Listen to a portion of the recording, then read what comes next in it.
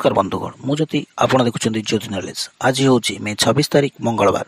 आज आम जाना सकाल किसी गुरुत्वपूर्ण खबर। दयाक वीडियो को संपूर्ण देखु, समस्त खबर रखिपारे। आदि चैनल को सब्सक्राइब करना तो चैनल को सब्सक्राइब करंतु सर्वप्रथम वीडियो देखा। पाकिस्तान को ना सीमा बांग्लादेश जवान को मिठा दे ईद मुबारक कले बीएसएफ। सीमा सुरक्षा बल बीएसएफ और यार समकक्ष पाकिस्तान रेंजर मध्य ईद अवसर में परंपरा भाव में मिठा आदान प्रदान हुए, किंतु एथर ईद रे दुई देश जवान मध्य मिठा आदान प्रदान होना। यार सूचना दे अधिकारी कहते संप्रति दुई देश मध्य उत्तेजनापूर्ण माहौल रही कारण मिठा आदान प्रदान हो पारि ना। अधिकारी कहते सीमा पार आतंकवादी मानकर अनुप्रवेश घटना अनवरत जारी रही। एथिपाई मिठा आदान प्रदान भारत पाकिस्तान आंतर्जातिक सीमार जम्मू काश्मीर को नहीं गुजरात पर्यंत कौन भी स्थान में होना। यह सीमार सुरक्षा दायित्व बीएसएफ मानकर नियोजित अच्छा। जून 1 रु 5 मध्य केरल छुईपारे मौसुमी। आसंता जून 1 रु 5 मध्य दक्षिण पश्चिम मौसुमी वायु केरल छुईवा नहीं पूर्वानुमान कर जून 15 और 16 मध्य यह मुंबई में पहुंचब। एने रीजनल स्पेशलिस्ट माइक्रोलॉजिकल सेंटर मुख्य राजेंद्र कुमार जेनामणि सूचना देते। देशर असह्य ग्रीष्म प्रभाव को नहीं प्रतिक्रिया रखी राजेंद्र कुमार कहते बात्या अम्फान जावापर तातीर प्रकोप बढ़ी जाए, आगक आउरी किछि दिन जारी रहिबो। गत 2 दिन मध्य देशर तापमात्रा सर्वाधिक 47 डिग्री सेल्सियस रेकर्ड करा जायछि। विश्व में 5 लाख अतिक्रम कला कोरोना संक्रमित संख्या टॉप 10 रे भारत। कोरोना संक्रमित देशों टॉप 10 तालिका रे भारत सामिल होइछि। एबे भारत संक्रमित संख्या को नहीं ईरान को पछरे पके देछि। अन्यपटे लगातार चतुर्थ दिन में भी विश्व में 24 घंटा मध्य 1 लाख ऊर्ध्व संक्रमित चिन्हट कर जना पड़ी। एबे विश्व में मोट कोरोना संक्रमित 55,18,661 रे पहुंची बेले मृतकों संख्या वृद्धि घटी 3,46,969 पहुंची। रविवार अमेरिका अपेक्षा ब्राजिल रे सर्वाधिक कोरोना जनित मृत्यु होता जमापड़ी। टॉप 10 तालिकार देश मान मध्य उत्तर अमेरिका, ब्राजिल, रूसिया, ब्रिटेन, स्पेन, इटाली, फ्रांस, जर्मनी, तुर्की और भारत थिबा कहु। आरंभ एवं मैट्रिक खाता देखा मूल्यांकन।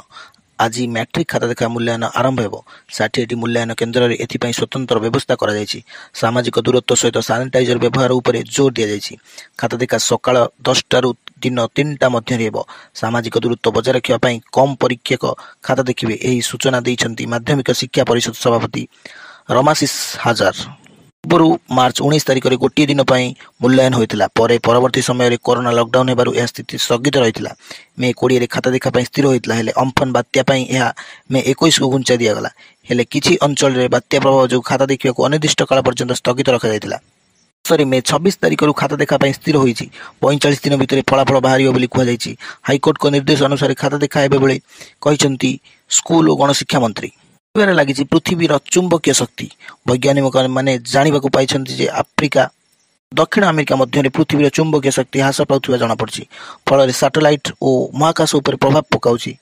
दि इंडिपेंडेंट एक रिपोर्ट अनुसार दक्षिण अंटार्कटिकार आनोमिला उपर वैज्ञानिक माने गवेषणा करछन्ति। तेबे आफ्रिका और दक्षिण अमेरिकार जो सब अंचल चुंबकीय शक्ति ह्रास पाउछि से अंचल को दक्षिण अंटार्कटिकार आनोमलिया भाव में जना जाए।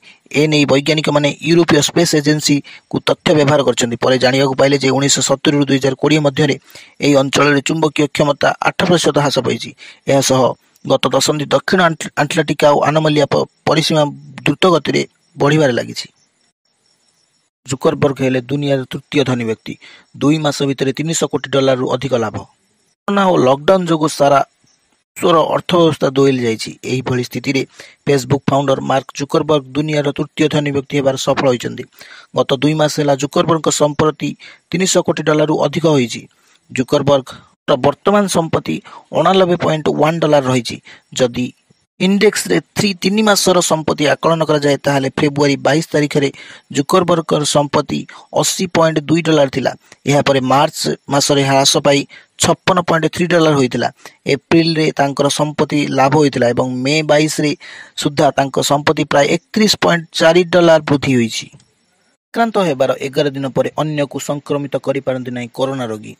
कोरोना भूताणु संक्रमित उपरे सिंगापुर संक्रमण रोग विशेषज्ञ द्वारा करा जायथिबा एक नूतन अध्ययन को नहीं एबे चर्चा आरंभ होइछि। एही अध्ययन रु जଣା पड़िछि जे कोरोना संक्रमित माने प्रथम 11 दिन मध्य अन्य मानको संक्रमित करंती। एहा परे तांकर कोविड-19 रिपोर्ट पॉजिटिव आसले मध्य से अन्य कोनोसी मनुष्य को संक्रमित करि पारंती नाही। एही गवेषणाटी सिंगापुर रे करा जायथिबा बेले अध्ययन रे कोरोना भूताणु आचरण विषय रे अनेक नूतन तथ्य प्रकाश पाइछि। कोरोना संक्रमण जेएनयू छात्रावास खाली करने जारी है निर्देश। छात्र छात्री मानकर विरोध। राजधानी नुआदिल्ली ନୋବେଲ କରୋନା ଭାଇରସ ବା କୋଭିଡ-19 ସଂକ୍ରମଣ ଥମିବାର ନାଁ ନ ଧରୁଥିବା ବେଳେ ଘଟଣାକୁ ସ୍ଥିତିରେ ରଖି ସରକାର ଚିନ୍ତା କରିଛନ୍ତି ଯେ ଦିଲ୍ଲୀର ଜବାହରଲାଲ ନେହେରୁ ବିଶ୍ୱବିଦ୍ୟାଳୟର ଛାତ୍ରମାନଙ୍କୁ ଅବିଳମ୍ବେ ଛାତ୍ରାବାସ ଖାଲି କରାଯିବା ଗୁରୁତ୍ୱ ଦିଆଯାଇଛି। ଆସନ୍ତା ଜୁନ 25 କିମ୍ବା ତାପରେ ବିଶ୍ୱବିଦ୍ୟାଳୟରେ ପାଠପଢ଼ା ଆରମ୍ଭ ହେବା ପରେ ଆସିବାକୁ କୁହାଯାଇଛି। ତେବେ ଜେଏନ୍ୟୁ କର୍ତ୍ତୃପକ୍ଷଙ୍କ ପକ୍ଷରୁ ଜାରି ହୋଇଥିବା ନିର୍ଦ୍ଦେଶନାମାକୁ କେନ୍ଦ୍ର କରି ଛାତ୍ରଛାତ୍ରୀମାନଙ୍କ ମଧ୍ୟରେ ଅସନ୍ତୋଷ ସୃଷ୍ଟି ହୋଇଛି। ବହୁ ଛାତ୍ରଛାତ୍ରୀ କର୍ତ୍ତୃପକ୍ଷ ଏବଂ ଏହାକୁ ନିଷ୍ପତ୍ତିରେ ବିରୋଧ ନେଇଛନ୍ତି। ଏହା ସହ ବିରୋଧରେ ଆନ୍ଦୋଳନ କରିବାକୁ ଆରମ୍ଭ କରିଛନ୍ତି। ଆମ ରାଜ୍ୟ ଭାବେ ହିମାଚଳ ପ୍ରଦେଶର 2ଟି ଜିଲ୍ଲାରେ ଜୁନ 30 ପର୍ଯ୍ୟନ୍ତ ବଢ଼ିଲା ଲକଡାଉନ ଅବଧି। ଦେଶରେ ଏବେ ଲକଡାଉନର ଚତୁର୍ଥ ପର୍ଯ୍ୟାୟ ଚାଲୁଥିବା ବେଳେ ଏହା ମେ 31ରେ ଶେଷ ହେବ। ତେବେ ଏହା ଆଗକୁ ଆଉ କେତେ ଦିନ ଲକଡାଉନ ଅବଧିକୁ ବଢ଼ାଯିବ ସେ ନେଇ କେନ୍ଦ୍ର ସରକାରଙ୍କ କୌଣସି ନିଷ୍ପତ୍ତି ଆସିନାହିଁ। ହେଲେ ହିମାଚଳ ପ୍ରଦେଶରେ ଜୁନ 30 ପର୍ଯ୍ୟନ୍ତ ଲକଡାଉନ ଅବଧିକୁ ବଢ଼ାଇ ଦିଆଯିବା ନେଇ ସୂଚନା ମିଳିଛି।